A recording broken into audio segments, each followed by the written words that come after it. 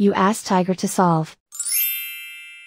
This deals with linear equations with one unknown. The final result is a equals 4. Let's solve it step by step. Simplify the expression. Find the greatest common factor of the numerator and denominator. Factor out and cancel the greatest common factor. Swap sides.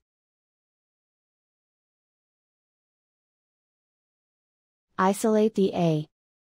Multiply both sides by 5. Group like terms. Multiply the coefficients. Simplify the fraction. Multiply the fractions. Simplify the arithmetic. And so the final result is a equals 4.